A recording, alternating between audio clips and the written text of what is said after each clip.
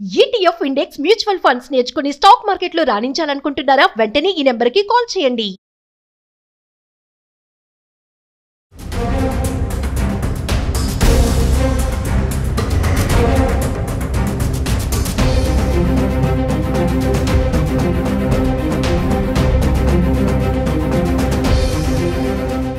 Welcome to Suman TV. నేను మందరి కృష్ణారెడ్డి అనలిస్ట్ను మాట్లాడుతున్నాను. ప్రస్తుతం మనకు ఉన్నటువంటి 20 రూపాయల note RBI governor Sanjay Malhotra గారి ఫోటోతో మనకు కనబడుతోంది. ఈ 20 రూపాయల నోట్లో కొత్త సిరీస్ తొందరలోనే వెలువడబోతుంది. అది మహాత్మా గాంధీ ఫోటోతో ఉన్నటువంటి సిరీస్ రాబోతుంది. పాత సిరీస్లు కూడా కంటిన్యూ అయ్యే అవకాశాలు ఉన్నాయి. ఎప్పటిదాకా అయితే ఆర్బీఐ దాన్ని అలో చేస్తుందో అప్పటిదాకా అన్ని 20 రూపాయల నోట్లు గతంలో ఉన్నటువంటివన్నీ కూడా అమల్లోనే ఉంటాయి. కానీ కొత్త సిరీస్ బాగా పాపులర్ అయిన తర్వాత బహుశా పాత సిరీస్లో విత్డ్రా చేసే అవకాశాలు ఉండవచ్చు. కానీ ఇప్పుడంతలో తొందరగా జరగదు, చాలా టైం పడుతుంది. అయితే మహాత్మా గాంధీ ఫోటోతో పాటుగా కలర్ కాంబినేషన్స్ అట్లాగే ఉంటాయి. దాంతో పాటుగా వెనక కనపడుతున్నటువంటి ఎల్లో రంగులు కూడా అలాగే ఉండేటట్టుగా అవకాశం ఉంది దాంట్లో. కాబట్టి ప్రజలెవరు కూడా అది కొత్త నోటు ఇదేమిటి, ఇది వజునా కాదా అనేటువంటి అనుమానపడాల్సిన అవసరం లేకుండా పాత సిరీసు కొత్త సిరీస్ కూడా రెండు కూడా అమల్లో ఉండే అవకాశం ఉన్నాయి. కాబట్టి కన్ఫ్యూజన్ అనేది ఉండాల్సిన అవసరం లేదు. ఎందుకంటే ఆర్బీఐ చేసేటువంటి ప్రయోగాల్లో అనేక రకాల నోట్లు ఒక సిరీస్ నడుస్తూ ఉండగానే ఇంకొక సిరీస్ని రిలీజ్ చేస్తూ ఉంటాయి. కొన్ని మహాత్మా గాంధీ ఫోటోతో ఉండేటువంటి సిరీస్ అయితే మరికొన్ని ఆర్బీఐ గవర్నర్తో ఉండేటువంటి సిరీస్లు ఉంటాయి. ఇది కామన్గా నడిచేటువంటిది.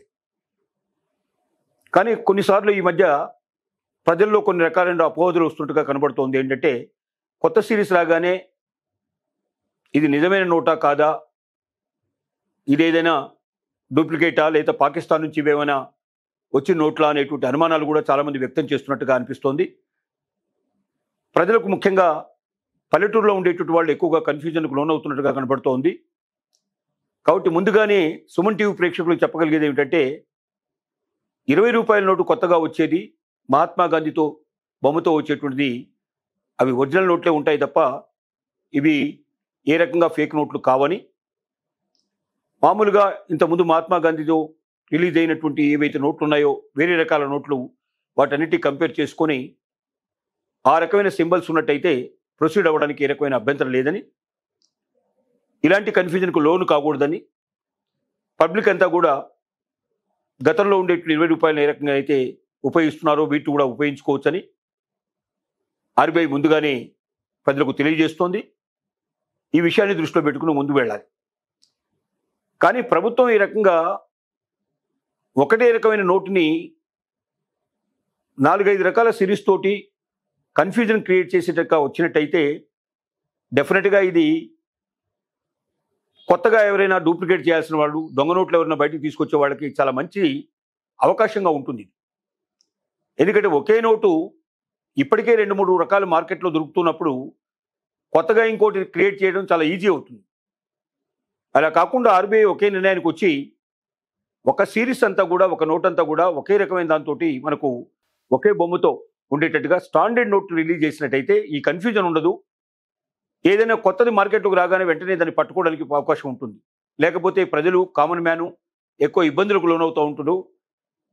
చాలామంది అవి ఒరిజినల్ నోట్లు అనుకుని డూప్లికేట్ నోట్లని, దొంగ నోట్లను కూడా ఒరిజినల్ నోట్లుగా చలామణి చేసేందుకు అవకాశం ఉంటుంది. కానీ ఈ కన్ఫ్యూజన్ పోగొట్టి ప్రభుత్వం ఒక నిర్ణయం తీసుకొని ఒక సిరీస్లో ఒకే రకమైనటువంటి నోటు ఉండేటట్టుగా, ఒకవేళ పాత నోటు రద్దు అంటే కొత్త నోటు మార్కెట్ తీసుకొచ్చినట్టయితే పాత నోటుని రద్దు చేసేటువంటి విధానానికి శ్రీకారం చుట్టినట్టయితే కన్ఫ్యూజన్కు లోను కాకుండా ప్రజలందరూ కూడా చాలా సౌలభ్యం ఫీల్ అవుతారని అనిపిస్తోంది.